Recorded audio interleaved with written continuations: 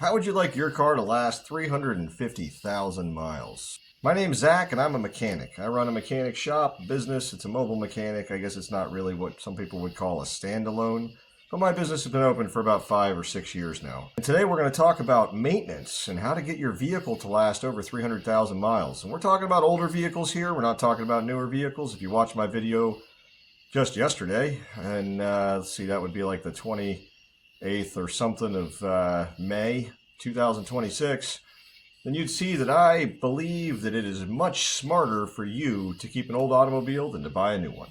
So let's talk about maintaining that old automobile so that it can last for you. Not only am I a mechanic and I run a business helping people fix their automobiles and have for many years, but I also wrote this book, Car Maintenance Log and Automotive Handbook, from a mechanic and a dad. That's right. This is my book, and today we're going to talk about this book. You can get it on Amazon, you can get it all over the place, but here it is. Oh, the light's reflecting a little too much.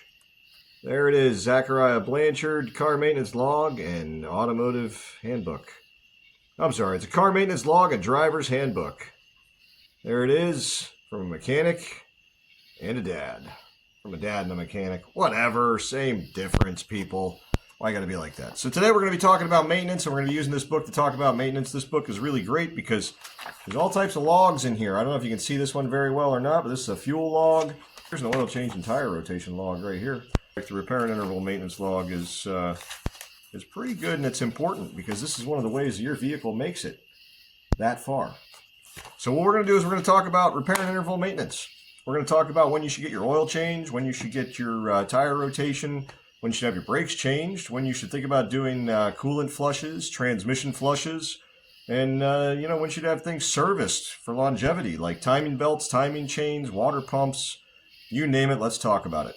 Let's start this video off with the basic ones that everybody should be doing. Every single person on the road should be getting an oil change, and they should be having their tires rotated. Most people skip the tire rotation, but it actually would behoove you to do the tire rotation because it maintains the tread evenly worn across all the tires, and it tells you if you've got something going on with your front end or your alignment. Now, the oil change thing, there's a lot of stuff about that going on right now. Some mechanics think, 7,500 to 10,000 miles is great for modern day oil. But let me tell you something here. I don't care if you're using synthetic. I don't care if you're using conventional. I mean, obviously use the oil that the car calls for, because you can't use conventional and synthetic cars, even though you can most of the time use synthetic and conventional cars. But what's really important here is the fact that oil is not just about whether or not it maintains viscosity. And that's what the 7,500 to 10,000 mile range is all about. The oil will not technically break down in that time because it is synthetic oil and it lasts a lot longer under repeated heat and cooling cycles. But what it does not do when you do not do your oil change every 3,000 miles is it does not remove excess carbons and dirt and debris from your motor. And in modern day engines, one of the number one problems that you're going to have is that all those tiny little oil channels that run your VVT systems and your DOD, AFM systems, basically all the stuff that maintains your vehicle as far as fuel economy and timing, has these tiny little holes, and oil has to travel through them. So when you don't change your oil on time, you wind up with these little bits of crud that get in there, and they plug everything up, and then you get variable valve timing codes, and you get engine rattle, and you get clatter, and you get all types of problems with your automobile, when really, you could have just changed your oil every 3,000 miles and kept the motor really clean. By the way, you got to change your filter too. So keep up with your oil changes, your filters, and make sure you're checking your fluids. Those are the basic maintenance things that you should be doing. And let's move on to some of the other maintenance stuff you should be thinking about that's going to be like every 50 to 100,000 miles. This is my interval maintenance stuff. If you can pause it and you can see what's on here, you got it basically like stuff for every 60,000 miles-ish. It's not exact, but that's pretty close. These are really rough estimates. They're not for every single automobile. Every automobile will have its own maintenance schedule that you can find from your manufacturer or possibly in your owner's manual. Or you can look up online and find a forum somewhere where people know about those automobiles and ask them what is a good thing to do for interval maintenance levels. But otherwise, just buy my book. You can get it on Amazon or whatever. It's like $15. It's really not that expensive. I mean, I barely make a penny on it. So it's really just to help you. And this thing is going to be awesome. All right, so around the 60,000 mile interval range, I think what everybody should really be thinking about is all of the flushes. You should be flushing things out of the 60,000 mile interval range to make sure that they're maintained for long term. If you have your transmission and they have a lifetime fluid, which is what the new cars call it nowadays, which means you can't even check it with a dipstick unless it's up on a lift, and then there's not really a dipstick. It's really kind of like two plugs. You pull one out, you put the car in neutral, you let it idle with somebody up on the lift, and then somebody else goes over there and unplugs a plug. And if a little bit of fluid drips out, it's full. And if it doesn't drip out, then you pull another plug off and you add a little bit of fluid to that plug. And until it starts dripping out, it's not technically full. And then when it starts dripping out, you put the plugs back in, and now we've checked it. So basically, we don't get to check it anymore, but I would tell you, at a 60,000 mile range, you should be considering having things like your coolant flushed. You should be thinking about flushing your motor oil. We can talk about that as a whole video about how you could possibly save a motor with motor oil flushes. Motor oil flushes with a flush through your motor oil. These are basic things that you should be considering doing because the coolant flush is going to take all the garbage and nasties out of your coolant, and the engine flush, oil flush, I guess is the way I should put it, is going to clean out a bunch of carbon out of the internal combustion, not the internal combustion areas, but out of the internals of the engine. You're going to clean a bunch of carbon out with that. And if you do the transmission flush or filter change and flush, which is what I would prefer to hear people doing, then you're going to clean out all the old fluid in the transmission and put a new filter in it and give it a lot longer than it could possibly run. Now, if your transmission's really old, I do not recommend you doing a flush or a clean out because a super old transmission will have some friction material that has come off of the clutches and stuff inside. We're talking about automatics right here. Some friction material come off the clutches and stuff on the inside, and that will become part of the friction material in the actual fluid. You clean all that old fluid out, you get rid of all that old friction material out of there, and then suddenly your transmission starts slipping. And you don't know why. You can't figure it out. So you talk to a bunch of people, they tell you you need a transmission, and you go, I should have never done that flush. Wasn't the flush. It was the fact the transmission was already worn out. And when you did the flush, you realized it.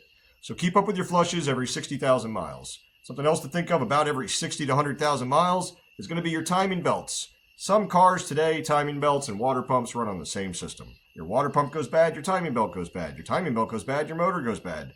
Keep up with doing every 60 to 100,000 miles, a timing belt and a water pump on those cars. We're talking mostly like Hondas and Toyota. A lot of imports do that.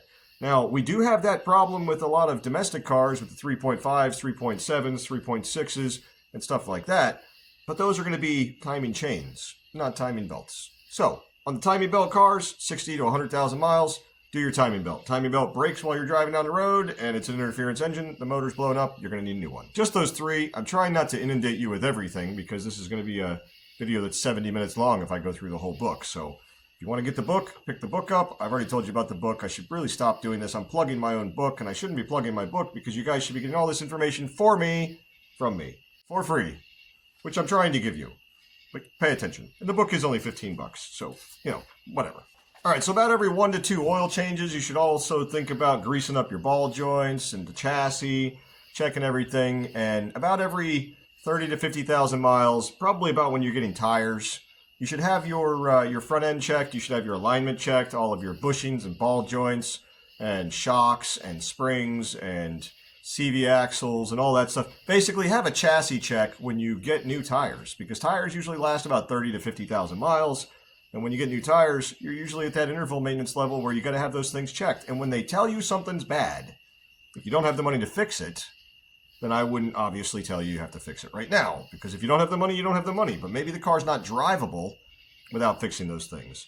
Although if a mechanic ever tells you an automobile is not drivable unless you fix stuff at their shop and it winds up being like some huge repair bill, you should really consider getting a second opinion on that because no reason to get stuck with a $3,000 repair bill for something that's absolutely not necessary. You know what I'm saying? Now let's talk about the last type of maintenance that I'm going to discuss tonight. And there's so much more in this book, but what I'm going to talk about tonight is really just repair maintenance. So there's going to be some things you're not even going to know you need. It's going to be inner and outer tie rod ends. It's going to be bushings. It's going to be ball joints. It's going to be control arms. It's going to be CV axles and struts and shocks and motor mounts and transmission mounts and drive shaft universal joints and bearings and hubs and pulleys and all types of stuff that your mechanic is going to tell you have gone bad on your car. You might hear some noise coming from it. It might be going while you're driving down the road. You don't realize you got a bad wheel bearing. But every time you turn to the right, it goes And that's the bearing. As soon as you put some pressure on the bearing that's on the left-hand side of the car by cutting the wheel to the right, it puts extra pressure on it, and then suddenly you can hear that wheel bearing. That's how mechanics usually find out that a wheel bearing's bad. As they go out on the road, they drive the car at about 20 to 50 miles an hour, generally lower, probably 15 to 20. And then we cut the wheel really hard one way, cut the wheel really hard the other way, and make it look like we're drunk off of our butts when the cops see us, because that will get us pulled over, and then we have to explain to them that we're a mechanic and we've got this work order here and we're just trying to figure out what's wrong with this car so this person can safely drive down the road. Please don't give us a ticket, officer. We love helping people, but we can't afford it.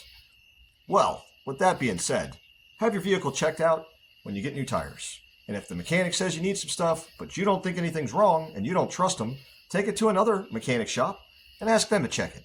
If they tell you that you need basically the same parts that the first shop said you needed, then you need to think about giving your work to one of the two of them. And at that rate, you should have 2 estimates, and with 2 estimates, you can have a pretty good idea of which one you want to choose. Now, don't forget warranty, because warranty is important. If you forget about warranty when you're getting parts done or getting things worked on in your car, then you're going to spend $1,200 getting something done in your car. You're going to drive it off the lot. 2 weeks later, something's going to break. You're going to call them up, and they're going to go, "Oh, I'm sorry. We don't give warranty here." At my shop, we do 12-month, 100,000 miles worth of warranty. And it's a local warranty because I can't be in California. But if it's in my area, I will fix it if it is my fault. But that has actually never come back to bite me because I tend to fix things right the first time. I guess there's probably been a couple times where I had to go back and do some type of warranty work and give something to somebody for free. But usually that's going to be when the part goes bad or the part's no good from the factory. Or we put a part in and 2 weeks later the part goes bad. Sometimes that could be from us missing something that's causing the part to go bad. That's true. But I don't remember a time in at least recent history where that's happened to me. But I digress. That's not what you guys are here for. You guys are here to talk about the maintenance stuff. So when a mechanic tells you that you've got something that's about to break on your car, you should fix it. And not only should you fix it, if you've got one side of something breaking, you should think about doing the other side of that thing too. So if the right side of your automobile needs wheel bearings, you should be thinking about doing the left side of your automobile's wheel bearings at the same time. Because once one of them's going out, the other one's not long to follow. And when you wear one part out on an automobile, you wind up wearing extra parts out on an automobile. I like to explain it to people like this. When you have a car and a part goes bad, maybe the car keeps on driving. It's got that bad part. Now that bad part causes a lot of slop and looseness somewhere in the system. And where that looseness and slop in the system is connected to other stuff, that looseness and slop starts beating other stuff to death. And so what happens is you don't replace the inner tie rod ends, and those inner tie rod ends wind up wearing out your ball joints. And then you don't replace the ball joints, and those ball joints wind up wearing out your bushings. And you don't replace the bushings, and those bushings wind up wearing out your CV axle. And you don't replace your CV axle, so it winds up wearing out your transmission seals. And then your transmission leaks, and then you run out of transmission fluid, and you burn up all your clutches, and now you don't even have a transmission. Man, if only you would have replaced that first part, maybe that wouldn't have happened. Well, it does happen. So when a mechanic tells you to do something, if you trust that mechanic, do the work. If you don't trust that mechanic, find a mechanic you do trust, because you should have a mechanic you trust who works on your car. I got a question for you. Can you do XYZ on XYZ automobile? And I say, well, of course I can. Except I don't work on Chrysler anymore, and I don't work on European cars anymore. But otherwise, sure, yeah, I could do whatever you want me to do all the way back to a 1912 car, or 1913, or a Model A, or a Model T, whatever, anyway. And then they say, great, because my regular mechanic is not available right now. He's very busy. And my next thing that I tell these people is, or say to these people is, do you trust your regular mechanic? And when they say yes, why yes, Zach, I do trust my regular mechanic. My regular mechanic is awesome. He's been taking care of my automobile for 8 years and I have never been dissatisfied. Then my next thing that I tell those people is, then wait for your mechanic. Because if you trust him, or her, women can be mechanics too. If you trust your mechanic, wait for them, because it's better to have a mechanic you trust than to have a mechanic you question. You don't want to question whether or not someone's telling you to buy parts you don't need. You don't want to question whether or not someone's good at their diagnostics. You don't want to question anything about somebody, whether or not they torque the bolts down right, or whether or not things are going to come loose, or whether or not they're using cheap parts. You don't want to have to worry about that stuff. So don't worry about it. Wait for your good mechanic. Your mechanic is the bomb. If you didn't have that mechanic, man, where would you be? For real. I'm one of them mechanics for people. I know what it's like. I thought about quitting working on cars at one point because my body's worn out. I'm 44 years old, almost 45. I feel every day like I am waking up with concrete in my joints. They are swollen. My hands hurt. I'm sure you guys have seen me put these giant mandibles up here before. Bent fingers and all types of weird crap going on with my hands because I've worn my fingers out, my hands out, doing hard work my whole life. And so I thought I might not be able to do this anymore. I mean, I have lots of knowledge, but knowledge doesn't turn wrenches. Physical bodies turn wrenches. And when they start to break down, mechanics wear out. That's why most mechanics don't wind up working past 45 or 50. If we're still working at 45 or 50, we've either done something really wrong or we're in a supervisory role most of the time. Anyway, with that being said, fix the stuff that's breaking on your automobile and make sure it's fixed right. Don't cheap out. Don't buy the cheapest parts you can. Check out rockauto.com, rock-auto.com, and also check out car-part.com. Those two websites, one's a national junkyard listing, and the other one is a place where you can buy parts from just about any manufacturer for just about any car, and they're pretty cheap, and they'll ship them to you. And sure, they have some type of warranty. Their warranty is not as great as the auto parts stores, which give you lifetime warranty on certain things. But you know what? I don't care how many times you replace an alternator if I keep having to put it back in the car. It's not worth a darn. Thanks for watching tonight, guys. That is all the gobbledygook I got for today. Don't forget about this book that I was telling you about. I wrote this book. I made it for my clients. I made it for my friends and my family. And I made it for you guys. It's got lots of great stuff inside it. The book is really long and stuff, and it's got mostly just a bunch of information. Like in the beginning, the book, you know, it's got like you could put your vehicle name and stuff in there, and then you know, like here, let me just show you something. Here's the contents. Now you can see the table of contents, and you'll know what's actually in the book. And then there's just a bunch of logs and stuff, and places where you can put notes and warranty your part information. You know, because like this is one of the biggest things. Someone has a brand new part on their car, and I go to fix their car, and I go, hey, your brand new part's bad. Do you remember where you bought that part, and if you have any warranty? And they'll look at me and they'll go, you know, I bought it recently. It cost me like $500, but I have no idea where I got it from, and I don't know if I've got any warranty. And then I'll be like, well, that's a waste of money. If you had one of these books for $15, you'd always remember where your warranty was from, and you'd know you were caught up on your interval maintenance. And if you went to Mechanic Bob's place too many times, and he kept charging you for the same exact job over and over again, under under this one, under repair and interval maintenance, you keep on writing it in there, and eventually you're going to realize the Bob keeps charging you for the same inner tie rod end because it's right here in your book. And you can see it's supposed to have a 3-year warranty, and he's charging you for it every year and a half. Well, Bob, we got some talking to do because I might not save my receipts, but I've got my book right here that cost me $15, and now it's going to save me a lot of money because I'm really smart, and I went and bought it on Amazon because I'm a genius. Like, subscribe, comment down below, share the video, tell your friends, tell me how much I suck, tell me how much you love me, I don't care, but I just really want to hear from you guys. Thanks for watching, you're my favorite audience. You got to this point, you are absolutely my favorite, because that means that you watched the whole video. And if you watch the whole video, I am tickled pink. I mean, I'm not really pink. I'm more like a light tan complexion, I guess. I don't know. They call us Caucasians, I guess. Whatever, European, I don't know. Whatever, I'm out in the sun all the time. I'm a Floridian. I don't care. I'm an American mutt. Thanks for coming by. I'll see you guys next time. Ta-ta for now.